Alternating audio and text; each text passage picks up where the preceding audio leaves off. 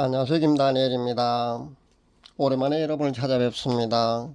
그동안 계속해서 복음사에게 매진하지 못해서 정말 죄송합니다. 다시 더욱더 열심히 매진하기 위해서 이렇게 여러분을 찾아뵙습니다. 함께 기도해 주시고 응원해 주시면 감사하겠습니다.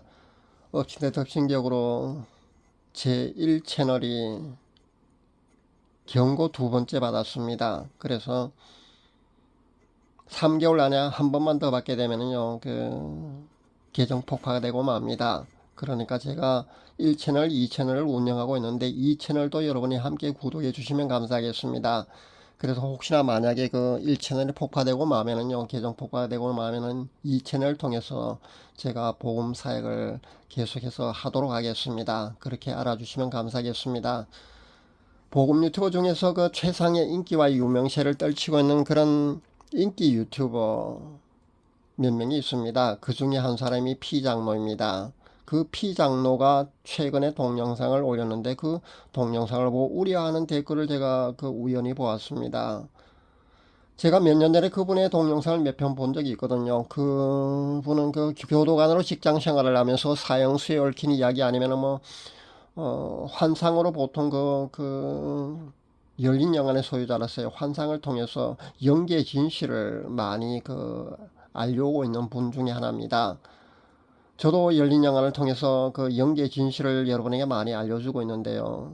그런 점에서는요, 저하고 공통점이 많아서 저는 그분의 사역을 매우 귀중하게 생각합니다. 그분의 대표적인 우리 교계에 알려진 대표적인 내용 중에 하나가 뭐냐면요, 제사 지낼 때 그 망자의 영혼이 찾아오는 것이 아니라 온갖 귀신들이 모여든다는 그런 충격적인 진실을 발표했지 않습니까? 그것이 아마 열린 영혼이 아닌 사람들이 영계 진실을 모르는 사람들이 제사가 그렇다는 것을 아마 알게 된 큰 공헌을 한 그런 발표였지 않나 저는 생각합니다. 저도 그것을 인정합니다. 그리고 그것이 사실이라는 것을요, 저는 크게 공감합니다. 왜냐하면 저도 열린 영혼을 통해서 그것을 보기 때문에 그것을 사실이라고 저는 그렇게 인정하는 겁니다. 실제 제사 지낼 때요, 이런 영계의 그런 진실뿐 아니고 우리가 장례식장에 가서 장례를 치를 때도 사실 비슷한 광경이 펼쳐진다고 보시면 됩니다. 그러니까 연기에서 비슷한 광경이 펼쳐진다고 보시면 됩니다. 열린 영혼의 소유자는 그건 봅니다. 그러니까 장례식장은요, 온갖 귀신들의 집합처라고 보시면 됩니다. 그래서 저는 예전에 장례식장에 갈 때 말입니다. 잘 가진 않지만은 어쩔 수 없이 가야 할 경우 말입니다. 그럴 때는 타이레놀 두 알을 먹고 가야만 했다는 겁니다. 물론 지금은요, 예수님 이름 부르기 아니면은 방언, 기도하는 방언 정도로요, 방음악을 치고 있기 때문에 그런 타격을 받지 않습니다만은 예전에는 이런 문제만 해도요, 저는 스트레스를 많이 받은 적이 있습니다. 나름 열린 영혼의 소유자인 피장로의 사역 말입니다. 저는 그렇게 영계의 진실들이 그렇게 대중들에게 많이 알려지게 된다는 점에 대해서는요, 저는 무척 기쁘게 생각합니다. 하지만 최근 동영상에 보면은 구원하는 것이 너무 쉽다는 그런 메시지를 발표하는 것을 보는데요. 그러니까 한번 구원이 영원하다고 그렇게 발표를 하고 있는 것을 보면서 우려를 표합니다. 아마 며칠 전에 그런 내용의 동영상을 발표한 것 같습니다. 그 동영상을 보고 우리의 댓글을 제가 우연히 보았는데요. 제가 따로 캡처해 놓았거든요. 제가 여러분에게 그대로 소개해 드릴까 합니다. 저도 어제 피장로님 영상에서 한번 구원은 영원하다고 말씀하시는 것을 들었습니다. 안타깝게도 많은 사람들이 기뻐하며 동의하는 댓글을 쓰더군요. 장로교의 뿌리 깊은 신학 때문에 아마 그런 것 같습니다. 또한 그런 신학이 믿는 자들에게는 천국 티켓을 이제는 받았으니까 죄를 지어도 이제는 괜찮다, 회개 안 해도 무난하다는 등의 그것을 정당화할 수 있는 그런 문을 열어놓은 것이 되고 맙니다. 그런 구독자 중에요, 우려의 댓글을 쓴 사람의 댓글입니다. 지금도 복음 유튜브 시장에 보면은요, 저처럼 한번 구원은 영원하지 않다, 구원의 개념은 현재 완료형이 아니라 현재 진행형이다, 누구도 천국에 가지 못할 정도의 죄를 짓고 회개하지 않으면 천국에 갈 수가 없다, 이런 메시지를 전하게 되면은요, 돌파 매질을 하는 복음 유튜버들이 상당히 많습니다. 그리고 악성 댓글을 다는 크리스찬들이 상당히 많습니다. 어디 이뿐입니까? 회개와 성화 없이는 천국에 들어가는 것이 어렵다고 그런 내용의 메시지를 전하는 목회자를 여러분 보셨습니까? 그동안 저는 저 외에는 아마 이렇게 전하는 사람이 거의 없는 걸로 압니다. 회개와 성화 없이는요 실제 천국에 들어갈 수가 없고요, 회개와 성화 없이는요 휴거 신부가 절대 될 수 없습니다. 착각하지 마시기 바랍니다. 휴거 신부가 저절로 된다고 착각하는 사람들이 너무 많은데요, 그 정도로는 휴거 신부가 될 수 없습니다. 정말 휴거 신부가 되는지 안 되는지는 나중에 가보면 알 겁니다. 휴거가 발생할 때 그때 가보면 안다는 겁니다. 정말 회개와 성화의 생활 없이는요 그런 신앙의 삶을 살지 않고는요 휴거 신부는 될 수 없습니다. 거기에 말씀에 대한 순종, 그러니까 행함을 강조하게 되면은요 행위 구원론자라고 얼마나 많은 비판과 악성 댓글이 달립니까? 사실 자신과 견해가 조금만 다르면은요 2단이니 3단이 또 그런 비판을 참 많이 합니다. 그런 정죄가 가득한 것이 바로 유튜브 복음 시장이고요. 그런 진흙탕 오물 가득한 그런 유튜브 복음 시장을 바라보고 있으면요 저도 환멸을 느낄 때가 있습니다. 그래서 제가 한 3년 정도 복음 사역을 했는데요 중단하려고 한 적도 여러 번 있었다는 겁니다. 그만큼 그런 이런 상황이 너무나 싫다는 겁니다. 실제 예정론에 지나친 비중을 두게 되면요 한 번 구원은 영원하다는, 그리고 우리의 행함은 필요 없다, 모든 것은 하나님의 은혜고 하나님은 우리를 만세전에 이미 택한 것이고 끝까지 하나님은 우리를 포기하지 않으신다는 그런 귀에 솔깃하고 달콤한 이런 도구마적인 그런 틀에 갇혀버릴 겁니다. 그렇게 갇혀버리기 쉽다는 겁니다. 그러니까 한 번 구원은 영원하다는 그런 그 틀에 갇혀버리고 만다는 겁니다. 그리고 사실 한 번 구원은 영원하는 그런 프레임을 정해놓고 설명을 하려고 보면은요 실제 성경 구절에 또 그런 성경 구절이 또 있거든요. 그러니까 그런 특정 구절을 몇 가지 따와서요 한 번 구원은 이렇게 영원하지 않느냐고 또 그렇게 강조를 하게 되는 겁니다. 그런데 왜 그러면은 열심히 교회 다니고 평생 신앙생활을 해도 천국에 가지 못하는 경우가 생기느냐를 그런 사람들은요 또 이렇게 설명을 하는 것을 보았습니다. 그런 사람들은요 처음부터 하나님의 자녀가 아니었다고 또 설명을 하더군요. 아니면은 뭐 처음부터 그들은 택한 하나님의 백성이 아니었다고 이런 식으로 애들로 그렇게 갖다 붙이며 설명을 한 것을 보았습니다. 사실 이렇게 설명할 것은요 말장난에 불과합니다. 그냥 언어의 유의라고 여러분 보시면 됩니다. 냉정하게요 평생 신앙생활을 해도 평생 교회 다녀도 그렇게 봉사를 해도 봉사 생활을 해도 11조를 해도 천국에 들어가지 못할 수도 있다는 것을 솔직하게 인정하는 것이 저는 옳다고 봅니다. 많은 복음 유튜브나 목사나 선교사 전도사들이요 한 번 구원은 영원하다, 믿음으로 구원받는 것이지 행함으로 구원받는 것이 아니지 않느냐 그런 주장을 하고 있습니다. 그런데 기도 많이 한 기도 용사들이나 영계 체험을 기피한 사람들의 공통적인 간증은 이와는 정반대라는 것 여러분 잘 알고 있지 않습니까? 그들의 간증을 보면은요 천국 가는 비율은요 채 10%가 안 된다고 그렇게 한결같이 모두들 이구동성으로 그렇게 간증을 하고 있습니다. 저도 그런 이야기를 수없이 많이 했고요. 과연 누가 맞을 것 같습니까? 그 피장로나 아니면 수많은 그 다른 목회자들이 그 주장하는 것처럼요 그 주장이 맞는 것 같습니까? 아니면은 기도 많이 하는 사람들, 그러니까 영성 깊은 간증자들의 영적 체험을 통해서 우러나오는 그런 주장이 맞는 것 같습니까? 저도 여기에 대해서는요 결론을 내리지 않겠습니다. 그리고 한마디만 하겠습니다. 죽어보면 안다는 겁니다. 전 가끔 제게 그 말도 안 되는 주장으로 논쟁하려고 덤비는 사람들을 만나게 됩니다. 이단과 사이비 아니면은 뭐 타종교인들 아니면은 정신계 수련하는 사람들로부터요 말도 안 되는 주장으로 논쟁을 해오기도 합니다. 그럴 땐 저는요 그 사람들과 논쟁하는 것을 극히 싫어하기 때문에 이 멘트로 그냥 입을 다물게 하고 맙니다. 죽어보면 안다고 말입니다. 그냥 그러고 저는 피합니다. 어차피요 그런 사람들과 대화 자체가 되지를 않기 때문에 그냥 죽어보면 안다고 그냥 입을 다물게 한다는 겁니다. 그리고 피하고 맙니다. 죽음의 순간에 보면요 거의 모든 사람들은요 살짝 영안이 열립니다. 물론 특정 소수는요 그 평소도 순간순간 영안이 열려서 영계를 볼 수가 있습니다만은 대다수의 많은 사람들이 영안이 열리지 않아서 영계를 볼 수 없다 할지라도 죽음의 순간에 살짝 영안이 열린 그런 경우가 많습니다. 그래서 자신을 데리러 온 것이요, 천사인지 저승사자인지 자신이 눈으로, 영계의 눈으로, 열린 영안으로 직접 보는 경우가 많다는 겁니다. 그래서 천사가 오면은요, 얼굴에 정말 온화한 미소를 띄우면서 그렇게 임종을 맞는 사람이 있는가 하면요, 저승사자가 자신을 데려온 것을 보고요, 지옥에 간다는 것을 그때는 깨닫고요, 가기 싫어서 발버둥 치면서 고함을 지르고 그렇게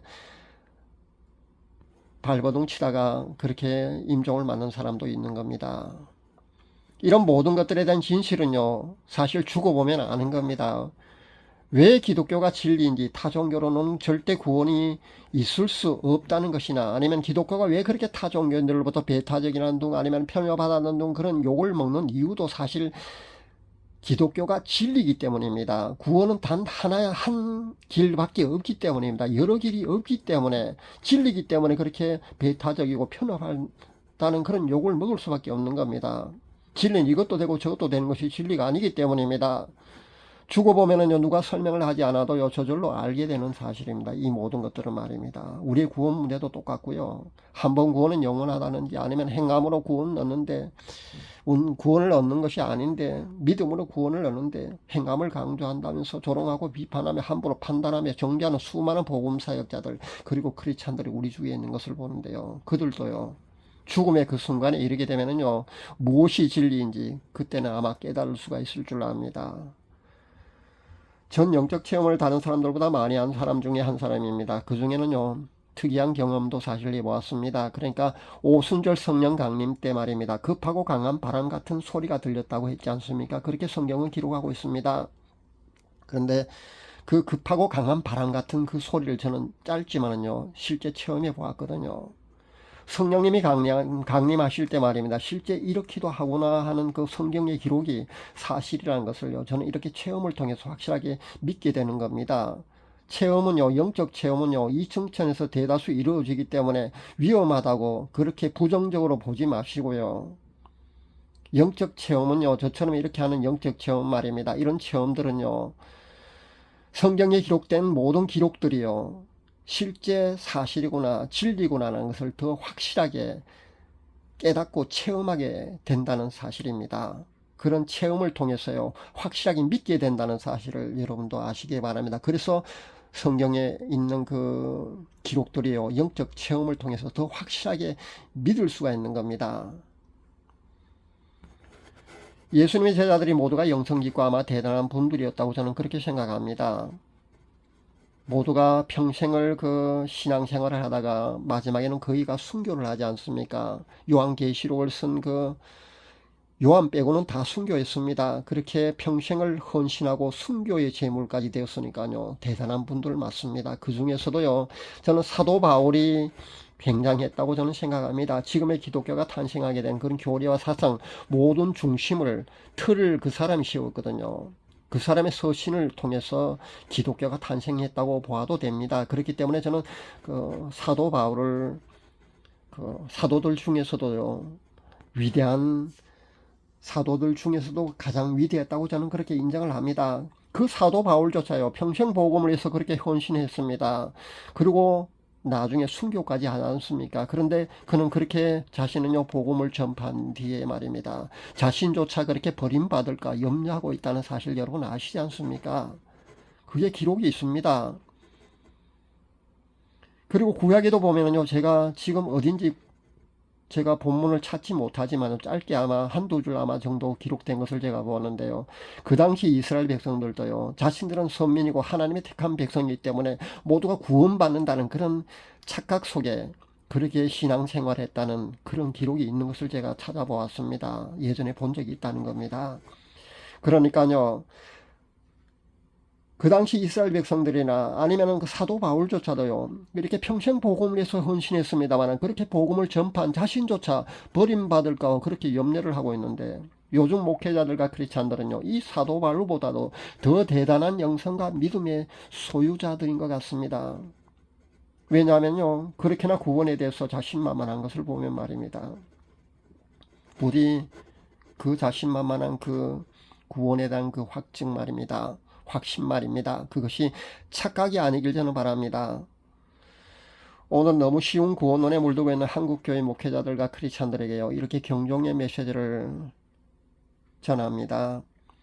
제가 체험하고 깨달은 진리를 강요하고 싶은 생각은 전혀 없습니다. 어차피 받아들인 사람이 있는가 하면은요, 제 이 메시지에도요, 비판할 사람들도 분명히 있을 줄 압니다. 그리고 떠날 사람도 아마 있을 겁니다. 그러나 예수님은 분명히 그렇게 말씀하셨습니다. 구원은요, 그렇게 쉬운 것이 아니라고 분명히 예수님도 말씀하고 있습니다. 휴고도 마찬가지입니다. 휴고 신부가 되는 것도요, 제가 늘 강조하지만 저절로 되는 것이 아니라고 늘 강조하고 있지 않습니까? 휴고 신부도요, 여러분이 회개를 통해서요, 여러분의 영혼이요, 정결해져서요, 하나님이 인정하시는 건 성화의 어느 단계에 이르렀을 때 하나님이 여러분을 휴고 신부로 확정시켜 주시는 겁니다. 그리고 영적으로 실제 세마포 혼인 예복이 여러분에게 주어지는 겁니다. 그러니까 회개와 성화 의 삶을 살 때 회개가 깊어져 갖고요, 어느 정도 성화의 단계가 이루어졌을 때 휴고 신부로 확정된다는 겁니다. 그리고 세마포 혼인 예복이 주어지는데, 그 세마포 혼인 예복도요, 여러분이 날마다 그 정결성을 유지하지 못하면요, 더러워집니다. 그리고요, 벗겨지기도 한다는 사실을 여러분 꼭 명심할 수 있기를 바랍니다. 벗겨진다고 하니까 아마 여러분 두려워하는 사람도 있을 줄 아는데, 실제 근거가 있는 얘기냐고 아마 따지는 사람도 있을 것 같아서 제가 성경 본문 말씀을 제가 여러분에게 소개해 드립니다. 계시록 16장 15절 말씀입니다. 제가 봉독해 드리겠습니다. 누구든지 깨어 자기 옷을 지켜 벌거벗고 다니지 아니하며 자기의 부끄러움을 보이지 아니하는 자가 복이 있도다. 그렇게 기록하고 있습니다. 이렇게 기록된 말씀처럼요, 옷이 벗겨져서 벗겨질 수도 있다는 사실을 여러분 꼭 아셔야 합니다. 전 여러분들에게 이런 메시지를 전해야 하는 그런 사명이 있기 때문에요, 실제 저는 이런 것들을 다 체험합니다. 그래서 이 성경 말씀이 진리라는 것을 제가 체험을 통해서 확실히 믿고 실제 그렇다고 여러분에게 이렇게 말씀을 드리는 겁니다. 그렇게 하나님께서는요, 저를 확실히 먼저 체험을 제가 먼저 하게끔 하고요, 그러니까 성경의 진리를 제가 그렇다는 걸 확실히 체험하게 한 후에 여러분에게 이렇게 메시지를 전하게 하시더군요. 그래서 제가 이렇게 여러분에게 자신있게 여러분에게 말씀을 이렇게 전하는 겁니다. 너무 쉬운 구원에 빠져서 넓은 길을 좁은 길이라고 그렇게 착각하면서 걸어가는 수많은 목회자들과 크리스찬들을 바라보면서요, 저는 안타까움을 느낍니다. 부디 경각심을 가질 수 있기를 바랍니다. 자신이 사도 바울의 발끝도 못 따라가는 그런 영성과 믿음을 소유하고 있으면서 말입니다, 자신은 선줄로 그렇게 착각을 하면서 그렇게 신앙생활을 해서는 안 된다는 점을 다시 한번 제가 말씀드립니다. 사도 바울보다 훌륭하지도 않으면서 말입니다, 그런 근거 없는 그런 자신감으로 착각하면서 종교인 생활을 열심히 하다가 죽음의 순간에 잘못되었다는 것을 깨닫는 그런 어리석은 크리스찬들이 한 사람도 없기를 간절히 바라는 마음에서 오늘 이 메시지를 여러분에게 전합니다. 감사합니다.